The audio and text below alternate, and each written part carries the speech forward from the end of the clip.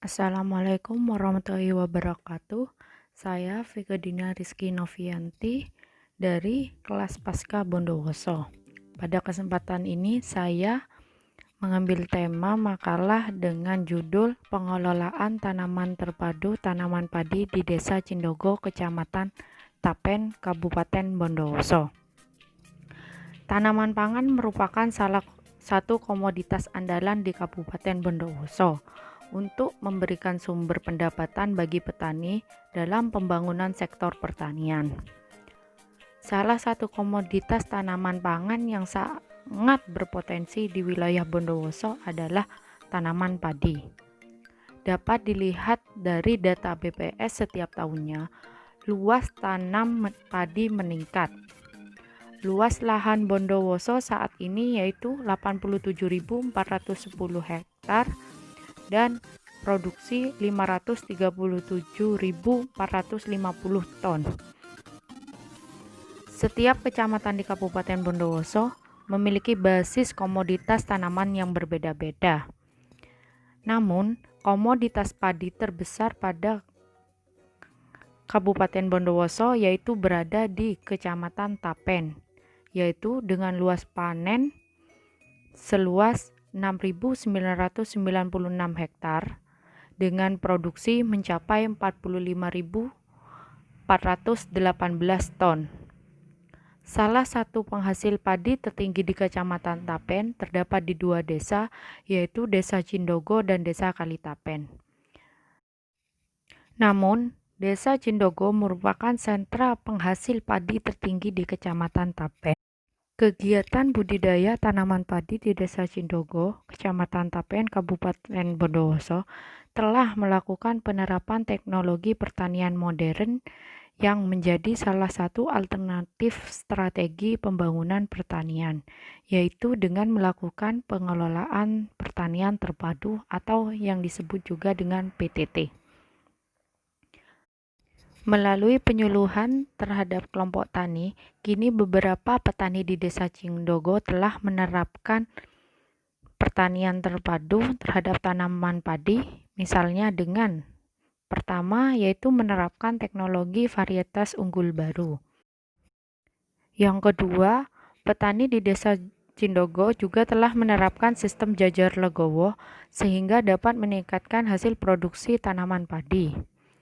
Adapun yang sering digunakan jarak tanam yang dianjurkan dengan model legowo di Desa Cindogo yaitu dengan sistem 4-1 dengan jarak 20 cm kali 10 cm dikali 40 cm di mana dengan 36 rumpun meter persegi.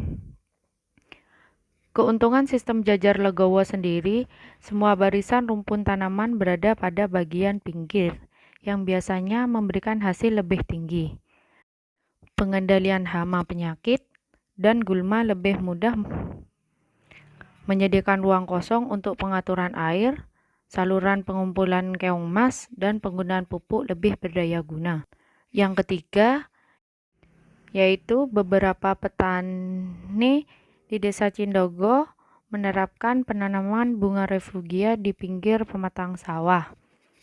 Tujuan dari bunga refugia yaitu merupakan salah satu cara pengendalian hama tanaman padi. Bunga refugia merupakan suatu area yang ditumbuhi beberapa jenis tumbuhan, dapat menyediakan tempat perlindungan, sumber pakan atau sumber yang lain bagi musuh alami, seperti predator dan parasitoid. Teknik refugia lebih tergolong ekonomis dan juga tentu lebih ramah lingkungan dan kesehatan. Karena dengan menggunakan teknik ini, kita tidak menggunakan bahan-bahan kimia yang justru merugikan kesehatan. Tanaman refugia ini yang akan menarik serangga, lalu menjadi tempat hidup dan berlindung musuh alami hama tanaman padi, seperti wereng dan penggerek batang. Selain mengetahui manfaat dari bunga refugia ini, melalui penyuluhan PPL setempat, di Desa Cindogo juga mengembangkan yaitu pupuk organik buatan untuk ditaruh ke lahan padi yang akan diproduksi.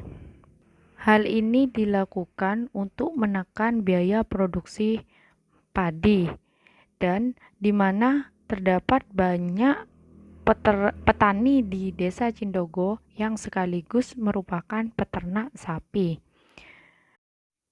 Kotoran sapi ini dapat dimanfaatkan menjadi pupuk organik atau pupuk bokasi yang merupakan pupuk yang dihasilkan dari fermentasi bahan-bahan organik, di mana proses fermentasi dibantu dengan bantuan mikroorganisme EM.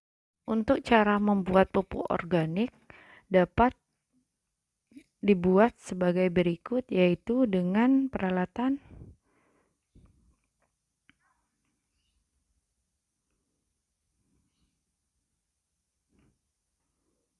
video berikut merupakan pembuatan pupuk organik yang dilakukan oleh masyarakat Desa Cindogo.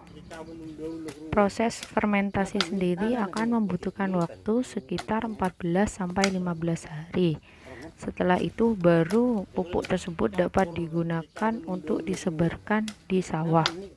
Manfaat dari pupuk organik ini yaitu memperbaiki sifat fisik, kimia, dan biologi tanah, meningkatkan kuantitas dan kualitas hasil pertanian, meningkatkan kandungan material organik tanah, sehingga mengurangi kepadatan tanah dan dapat mempermudah masuknya air ke dalam tanah, serta mengurangi kelengketan tanah sehingga meningkatkan performa alat dan mesin bajak. Untuk analisis biaya penanaman padi dapat dilihat sebagai berikut.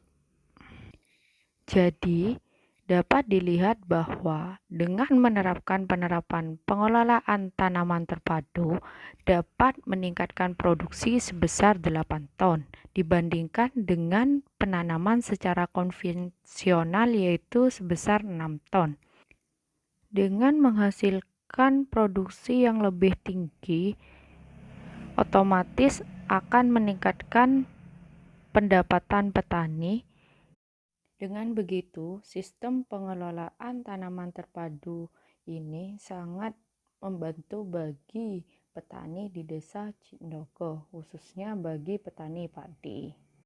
Demikian yang dapat saya sampaikan, kurang lebihnya mohon maaf. Assalamualaikum warahmatullahi wabarakatuh.